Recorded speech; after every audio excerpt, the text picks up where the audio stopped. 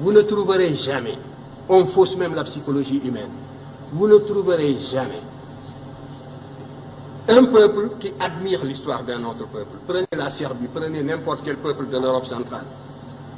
Ce que le peuple de l'Europe centrale voudrait, c'est de refaire le chemin humble que ses ancêtres ont suivi, de retrouver le lien conducteur, le fil ténu qui le lie à ses ancêtres les plus lointains, quel que soit le caractère humble de l'expérience que ces peuples ont vécu, que ces ancêtres ont vécu, de pouvoir retrouver la somme de ses réussites, de ses succès et de ses échecs, parce qu'il est fait de tout cela. De la même façon, ce qui m'intéressait, c'était de remonter l'Afrique. Moi, quand je m'occupais d'histoire, nous étions presque une génération spontanée. On nous disait que le nègre de grande taille n'était pas un indigène de l'Afrique. C'était les théories, justement, de Rivet qui étaient en vigueur. L'Afrique était peuplée à partir de l'Océanie. Donc, le noir que vous êtes et moi, nous sommes des occupants. Nous sommes des étrangers qui sommes venus sur un sol qui nous est étranger. Les seuls habitants de ce pays, c'était les Pygmées. Le noir a devancé le blanc est venu, s'il est plus fort, il évince le noir qui est un étranger comme lui. Voilà les théories qui étaient en vigueur. Quant à l'origine réelle du noir, ça se perdait dans la nuit des temps. Et notre histoire était enseignée avec des dates qui apparaissaient comme des contes d'épiciers. Alors, devant une telle situation, la seule chose qui m'intéressait, c'était, j'étais habité par la certitude, a priori, que nous sommes là, sur ce continent, en même temps que les autres, que nous avons toujours vécu ici, que nous sommes des Noirs capables, des hommes capables, aussi capables que les autres. C'était la seule chose que l'on pouvait supposer a priori. Et ce qui m'intéressait, c'était donc de retrouver ce chemin humble qui me conduirait à nos ancêtres les plus lointains. Et quand je suis tombé sur l'Égypte, mes camarades le savent de ma génération, j'étais gêné. Ça ne m'intéressait absolument pas de tomber sur l'Égypte, pour ce que je cherchais. Si le fil conducteur, c'est la continuité, c'est la restauration de la conscience historique qui m'intéressait. C'est cette conscience historique qui est le ciment, qui réunit les individus d'un peuple, qui fait qu'un peuple n'est pas une population, un agrégat d'individus sans lien. C'est ce sentiment historique seulement que je voulais restituer, restaurer. Et je ne peux pas non plus, en aboutissant à l'Égypte, falsifier l'histoire par complaisance, pour être dans le vraisemblable du moment. C'était tout. Alors, on me demande... Motif de déplacement. Oui, le motif de déplacement, les migrations, vous savez, les migrations,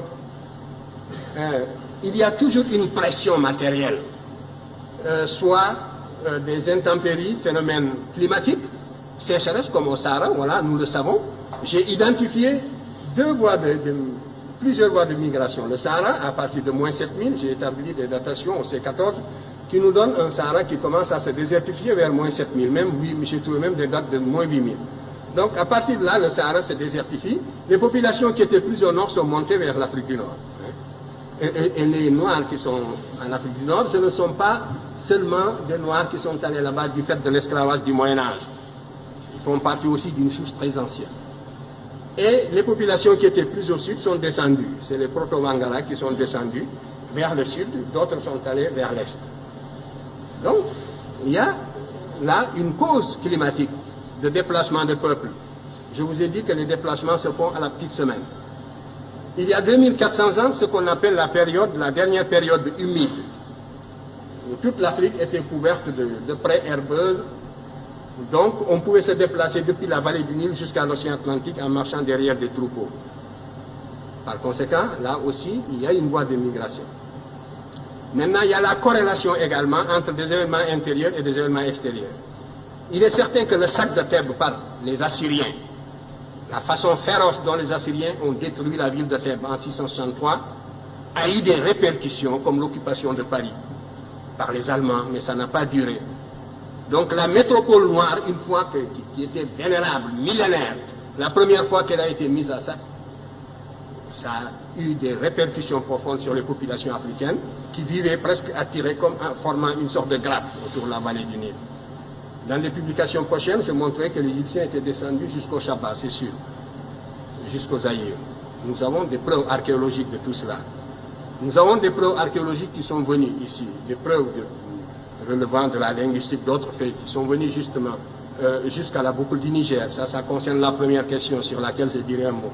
Tout cela, donc, des motifs climatiques, une pression extérieure, la victoire, la perte de la souveraineté nationale de l'Égypte a fait que les populations africaines se sont relâchées et se sont repliées sur elles-mêmes à l'intérieur pour former des royaumes à l'intérieur. Alors que jusque-là, l'Égypte était la grande métropole, un peu comme les Germains qui étaient de l'autre côté de la rive du Danube par rapport à la civilisation, au foyer romain.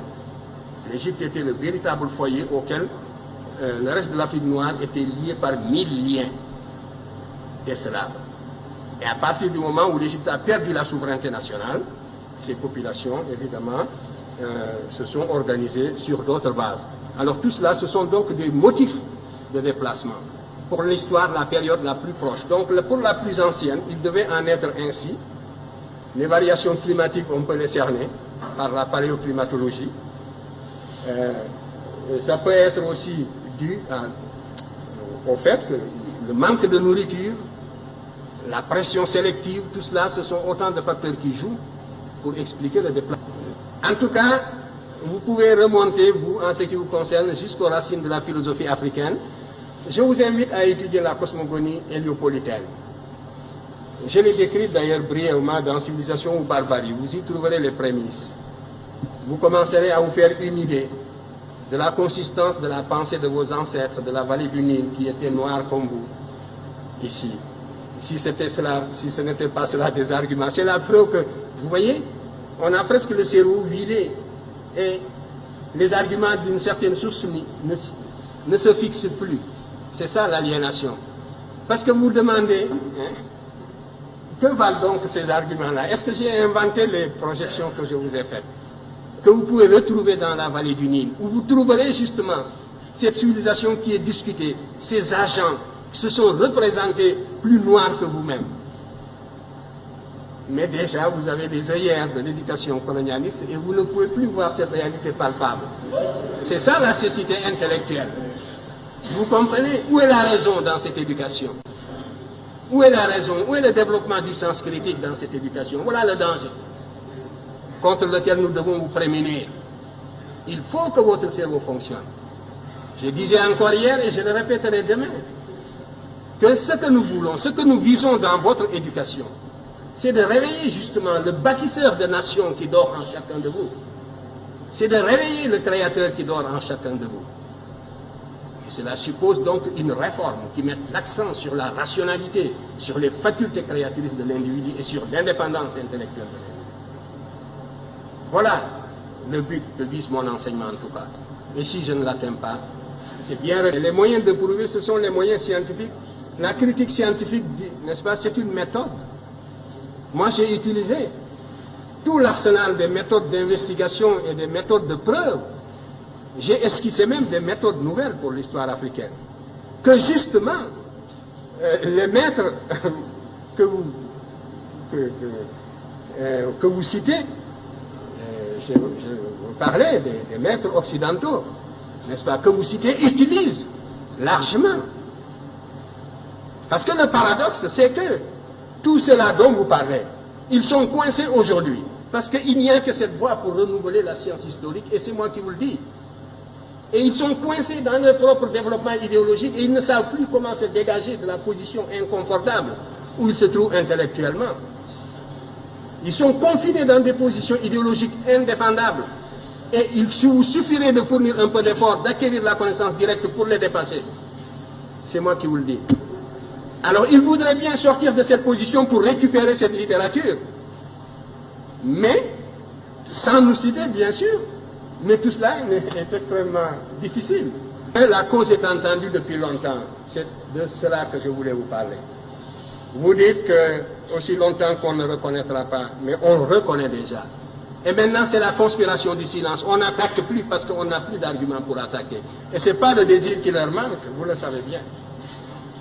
Ils nous auraient sciés, ils nous auraient foudroyés s'ils pouvaient déceler la moindre incohérence depuis le temps. Mais maintenant, c'est le silence, c'est la conspiration du silence, c'est la médisance dans les salons, c'est les apartés avec les étudiants. Donc voilà, à 3 reprises, l'Afrique apporte les éléments de la civilisation au monde, et ces éléments diffusent dans le monde, et pourtant l'Afrique continue toujours, passe toujours pour un continent fruste qui n'aurait rien apporté aux autres.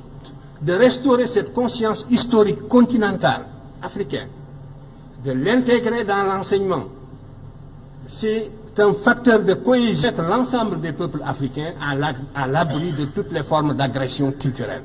C'est le seul intérêt que présente une